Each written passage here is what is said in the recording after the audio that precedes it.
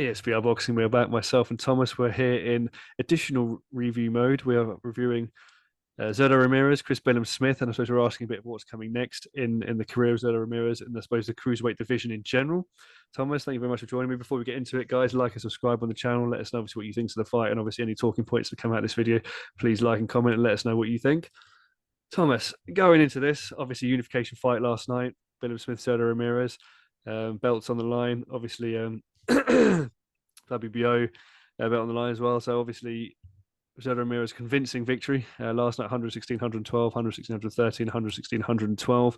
But I mean, looking at it, like we said off camera a minute ago, Billum-Smith started okay, but then after the fight went on, it was just kind of, there was a different level in technical ability, I think, and he took quite a lot of shots actually from Ramirez towards the end. Some people were saying put him out, some people were saying keep him in, but I actually think all power to him. He got to the end, but there was a difference in ability. But I suppose we look at the cruiserweight division. There's one man really, I suppose, that stands above Zurdo Ramirez in a lot of people's minds, and that's Jay Opetaia.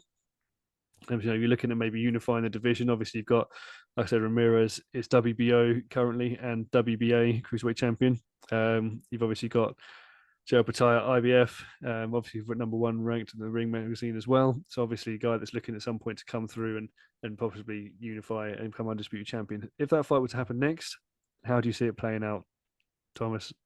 Oh man. I like that fight. I definitely think that's the fight to make at cruiserweight, of course. Um, and I think that at the very least, Ramirez will give Opetaia some problems. Um, I just like the footwork of Zurdo at cruiserweight, or well, just in general, really. I like how he just steps around guys and creates that angle, and I feel like that kind of footwork. Um, I mean, Jai Apatai has good footwork as well, but it will be interesting to see how he deals with someone like that.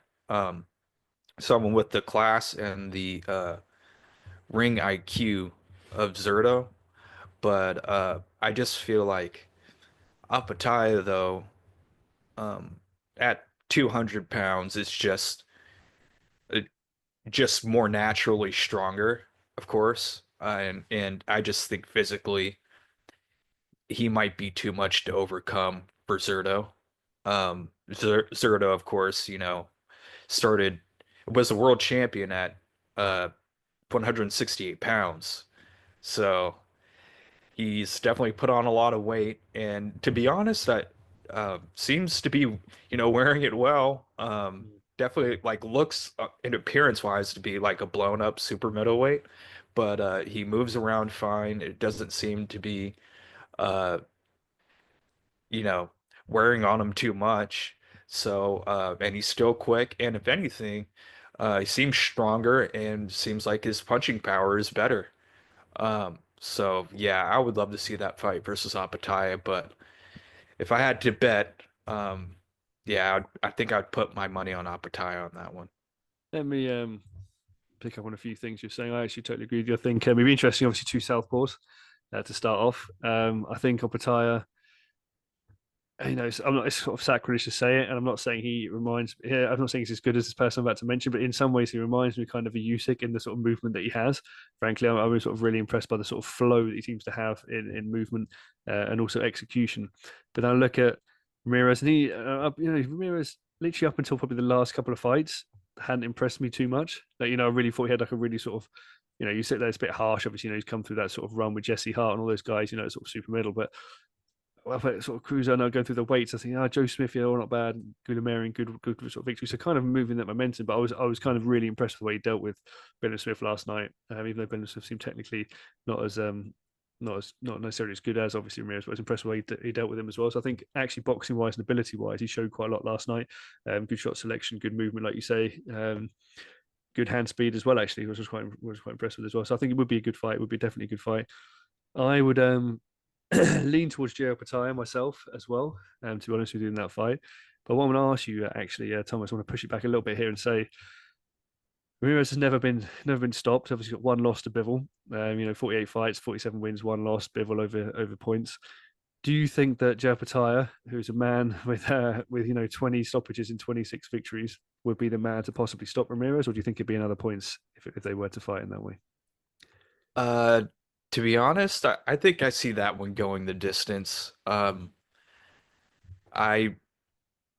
not saying that, of course, that Opetaia can't hurt or put down Zerto. I could see that happening, but I think that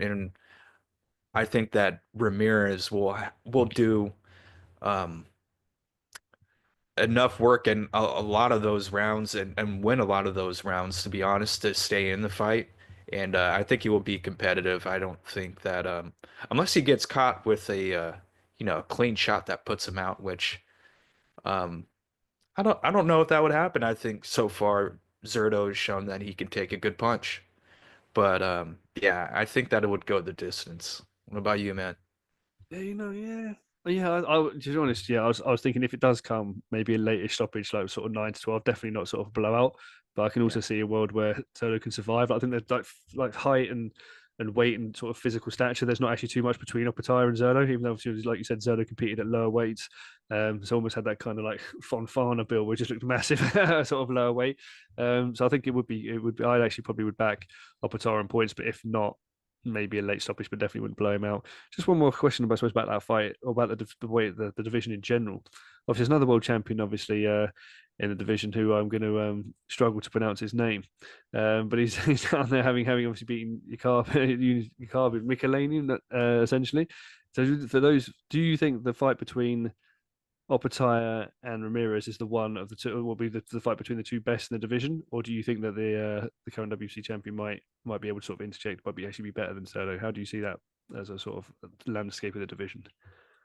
I as much as I would like to see him get his opportunity, yeah, I think that Zerto versus Ramirez is the fight to make, really, and the fight that really I think a lot of people are going to be asking for after the way Zerto looked last night, and then maybe the winner of that fight can go.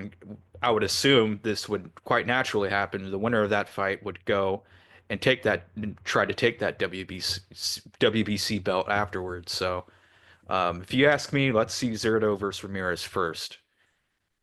Yeah, no, I totally agree. And one last question, Thomas. It could be a bit tongue in cheek, this, but we've talked obviously about Zerto moving through the weights, and there's been a lot of talk about Opetaia potentially if he does unify a cruiserweight going to heavyweight, following the sort of path that Usyk took, going from sort of 200 to pounds to the unlimited sort of heavyweight poundage. Do you think there's any way that Ramirez could do anything at heavyweight, or do you think that the cruiserweight is the absolute limit for him? Yeah, I just stay at cruiserweight, man. I think he's been looking good at cruiserweight. Let's not ruin that and move up to. I mean, unless he let's say he unifies the title, and he's got nothing else to do, then sure. But I don't really like him in the anything higher than cruiserweight. I didn't before this fight, honestly. I didn't really like him, or before he won the title at cruiserweight. I didn't really like him. The idea of him fighting at cruiserweight, and then he's been looking really good. So um, yeah, we'll see. But yeah, I like Zerto Ramirez to just stay at 200 pounds. He's Yeah, got I a agree lot with of you. I work think to do it's there. it's hard to say, where people will stay and where people will go. Obviously, with the Saudi involvement, and if someone like Jake Paul calls out Zerto Ramirez for a fight at heavyweight, you're going to definitely take that money as well. If he wants to take you at 200 pounds, whatever. But I agree with you. I think the limit for him is probably cruiserweight. But I do think Jay Opetaia, as he tends to carry that weight a bit more naturally, it could move up potentially at heavyweight. Even though I do think he might be a bit smaller at heavyweight, but he can still, I think, transition a bit better than Ramirez. So maybe that's something we'll see over the next sort of 18 months to 2 years. But Thomas, thank you very much for joining me, guys. As I said at the top of the video, like and subscribe. Let us know in the comments whether you agree or disagree with anything we've said here. Obviously, check out the channel, check out all the sort of boxing needs that we have, reviews, previews, big fight breakdowns, all that good stuff. Thomas, I'll say it one more time to you. Thank you very much for joining me. Guys, as always, thank you very much for watching.